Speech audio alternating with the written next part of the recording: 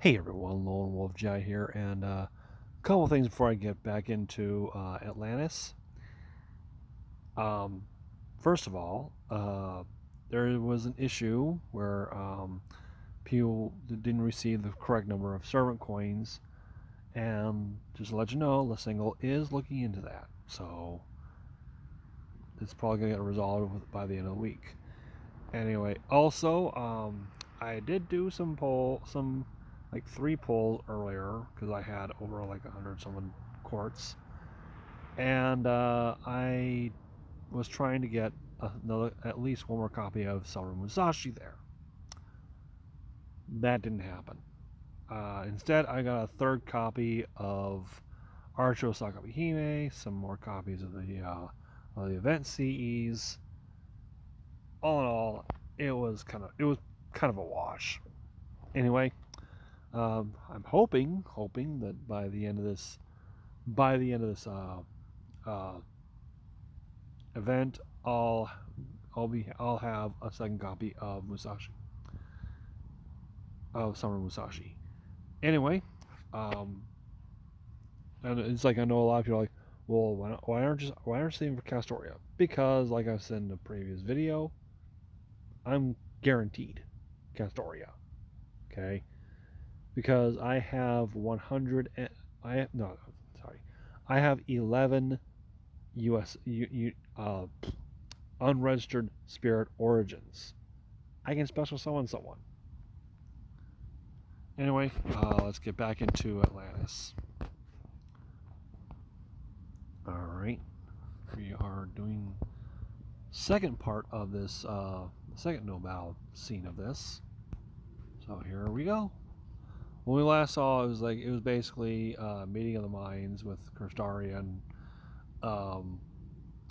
Canis and the others. In proper human history, the gods, including the 12 Olympians, parted ways with humanity. But in this world, they remained. I don't know why that is. We might be able to find a clue as to what happened if we went digging around the ancient ruins. But really, that doesn't matter. The problem is that this world achieves amazing growth and prosperity thanks to the gods sticking around. Well, if we are being accurate, most of the gods aren't actually here in Atlantis. They're up on the top of the great pit that sits in the middle of the Atlantis Sea. That's your ultimate destination, the interstellar metropolis, Mount Olympus, that lies beyond that tree of emptiness. Olympus, the city of the gods. And of course, wherever you find gods, you also find people who worship them. Like the ones who attacked you the moment you set foot in this Lostbelt. This is as far as Da Vinci and I got earlier. From here on out, everything we've learned will be new to us as well. Right. Now I see. If the gods are still alive, we're still alive here? That would certainly explain our current situation. When you mention people who worship the gods, are you perhaps referring to that heroic spirit? That's right. I bet you're all quaking in your boots when you heard his true name, weren't you? He's one of the most famous tacticians in all of proper human history. A hero who survived the same battlefield that took the lives of great heroes like Achilles and Hector. Odysseus. That's the commander-in-chief who rules over this entire sea of Atlantis, and your sworn enemy is going to wipe you all out. Odysseus. Right. Along with Hector, Achilles, Penthesilea, and Paris.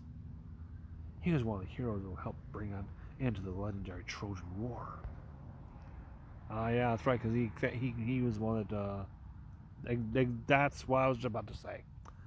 In fact, he was one who came up with the idea for the Trojan horse. Anyway, our first order of business is to get Nemo healed up. We won't even be able to use the Shadow Board until he's feeling better. Fortunately, I have an idea as how to go about that. So don't worry, I'll take care of it. Next, there's one more thing I would like to ask you about. What was that light that came down from the sky and tore the Nautilus to pieces? Is it some sort of secret weapon Odysseus came up with? Ah, yes, that. That's one of the most pressing problems you'll have to face. Let me start at the beginning. There are 3 major hurdles you'll need to clear if you're going to reach Olympus. First, there's the Olympus Defensive Forces, commanded by Odysseus. Second, there's Poseidon, the nihilist god of the sea and guard of the Great Pit. And third, there's a heavenly arrow of divine punishment, Artemis. Yeah, Artemis is actually the white-haired girl in the regular Orion spirit origin, and everyone's got that reaction. There's no way for you all to get into Olympus unless you can do something about each of these hurdles. Think of them as Atlantis' version of 3 layers of defense that made the Byzantine Empire's capital city of Constantinople, all but impervious to invasion. 3 layers of defense.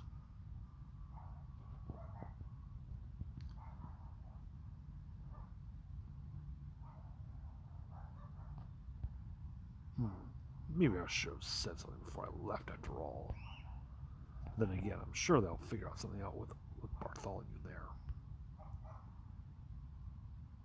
Man, now I've got more I've got to think about. Where should I go? What should I do? Okay, before I go any further, that in an old movie that was followed up by one of the most famous lines in movie history. Frankly, I don't give a damn. Or it's like the correct line is, frankly, my dear, I don't give a damn. Rhett Butler, Gone with the Wind. Is this really what you want, Artemis?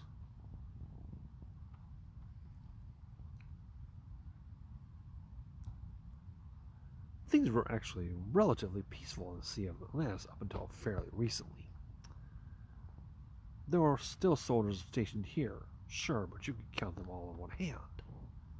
And even with Artemis keeping watch, getting around between the different islands was no problem at all. Back then, the only ships she'd automatically attack were those that tried to head for Olympus. But then, not too long ago, the situation changed dramatically. Was that because of us? That's part of it, sure, but there's another, bigger reason. What happened was a number of servants from proper human history managed to infiltrate Olympus. Huh? I don't know if it's because of the sheer size of this Lostbelt or what, but the counterforce ended up sending a whole bunch of servants who tried to establish a beachhead that you Chaldeans could use to reach Olympus whenever you got there. They did that for us? So who are these servants? I wish I could tell you, girl. I wish I could tell a girl with beautiful hidden eyes. But I don't even remember what they look like. I presume there is some sort of magecraft in play? Yes, I think so. You see, I was asked to help them reach their destination, which means I had to stay behind. So if I remember the true names, there was a chance I could end up being compelled to give them to the enemy. They must have a really talented cast to put a spell on you. Then again, it could have been an assassin or someone who specialized in memory manipulation. At any rate, I do remember they managed to get past both Artemis' arrows and Poseidon's strikes. So wait. I got some of the people from when I got everyone from the Olympus Lostbelt when it was released. I have to take a look at that. And ended up safely reaching Olympus. Unfortunately, the arrival came at a heavy price. A number of soldiers were killed on the way there. I may not remember their faces or their names, but I do know they all went down fighting. Gotcha. Regardless, this does shed some light on why their security was already so tight. Dang it, I have some message on my phone.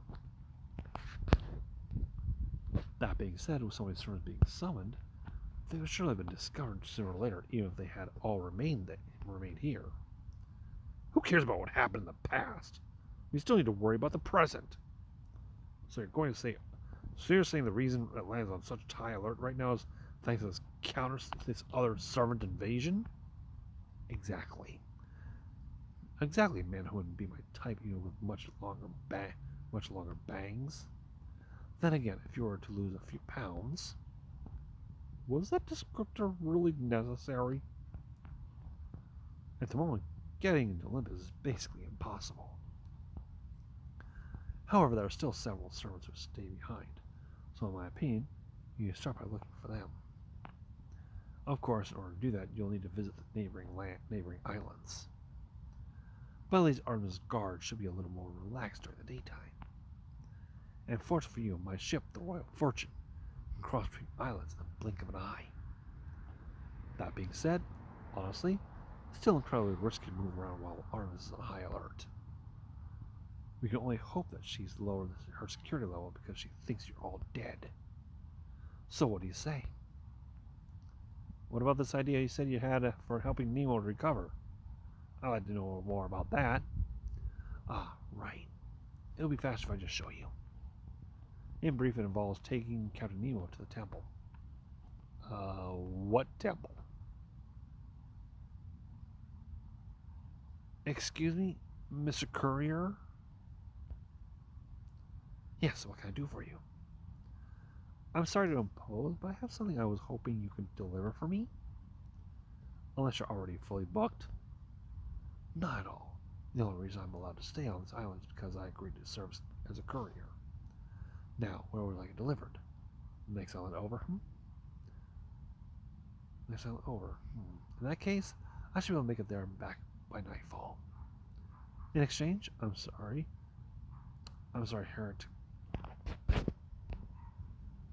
Hereticos, but I could ask you to do me a favor and show these people around the village for me. I think they'd be especially interested to see how clothes are made here. Sure, no problem. Well, given what these villagers are wearing, it seems like their lifestyle is still identical to what it was in ancient Greece. As such, I doubt there will be that much of interest to see. Thank you for showing us around. Not at all. Okay, this way, please. Oh, that looks nice. I'm sure it comes as no surprise that one truly cannot help but notice those enormous structures. I'm told they are known as the remains of a number of gods. Remains isn't the nicest way to put it, but it does seem to be what the young people call them. Do you mean to say you're no longer young yourself, my fair lady? Because so, I must humbly beg to differ. Oh, well, thank you. Anyway, Mr. Courier said I should show you how our clothes are made, right? Here, it's right this way.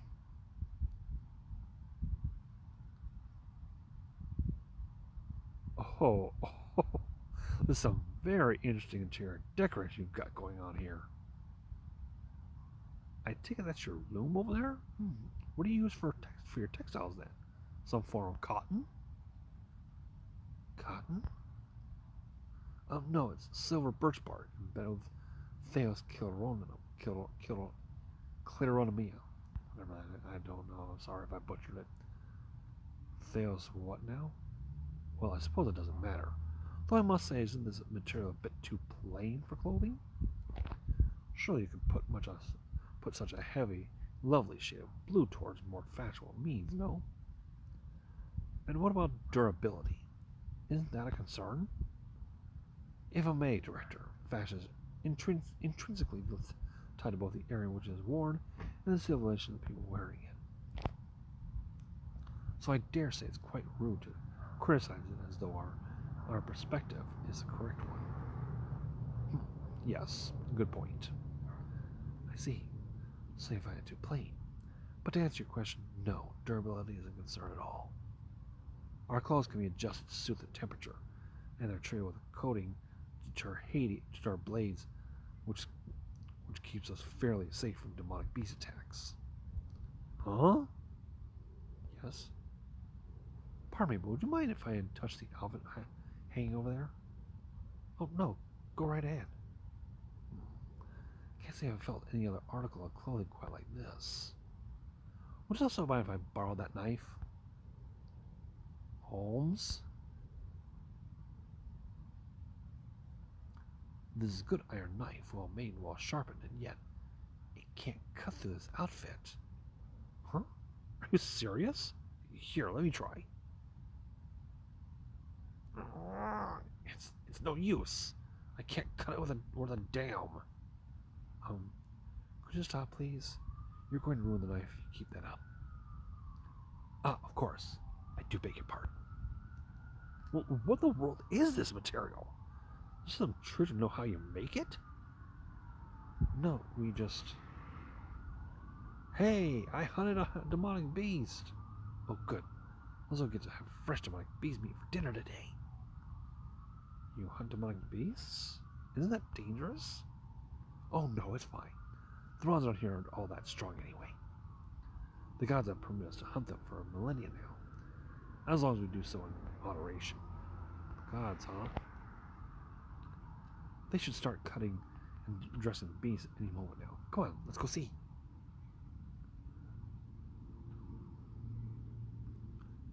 I got a hydra. This one ferments alcohol in its intestines, so we ought to be able to get some good booze out of it too. I don't believe it. That is easily as large as an Orochi or Diavoltron. I say, have you all noticed something odd about these proceedings? While all the villagers would seem to be happy about this kill, not a one was surprised by it. This sort of hunt may not be exactly common for them, but nor would seem to be unprecedented. Ma'am, this is great. We haven't had Hydra meat in forever. Can you tell us more about it? Huh? What? Like how we hunted it? Well, when they get to be this size, there's definitely no taking one down on your own. You need to surround it with about 4 hunters so you can safely bring it down for the kill. 4 hunters, you say?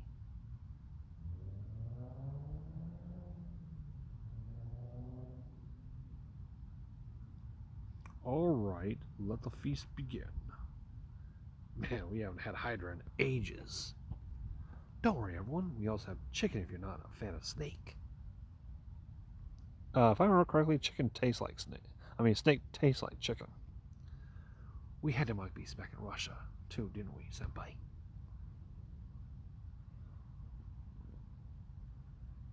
It's pretty good, isn't it? Yes, it is. It is a little tough, but it's nothing you can't get used to. Oh. Not bad. Not bad at all. But I dare say it will go down even better than if I had a cooked teriyaki, if it had been cooked teriyaki style. Here you go, demonic beast teriyaki. Alright, now I've discovered a few more interesting things from this Hydra hunt. Let's take advantage of this meal time to go over what we've learned. First off, we were told this Hydra was brought down not by a servant, but by 4 ordinary villagers. Second, these villagers haven't seen a Hydra of this size in approximately 200 years, which we know thanks to an old man who was apparently a youngster at the time. Quite so. It would seem that while Hydras of this particular size are something of rare occurrence, it's not uncommon for these villagers to bring back smaller Hydras from a hunt. Furthermore, all the jerky we were seeing hung up around the village came from demonic beasts as well. In the Russian Lostbelt, the Yaga had to use magical guns to hunt demonic beasts. Even then, bringing one down wasn't easy by any means. But here I was saying that hunting demonic beasts takes no more effort for these people than, say, hunting a quail would for us. And even though we're ostensibly from the same human race, they all seem to be in picture-perfect health. Now, they certainly couldn't be that healthy if they didn't regularly have enough to eat. Hey there! Everyone enjoying the feast?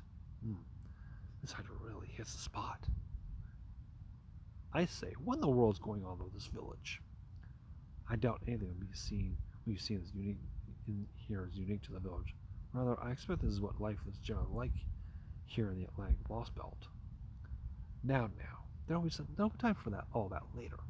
For today, I suggest you guys eat your fill. Tomorrow, I'll explain everything at the temple.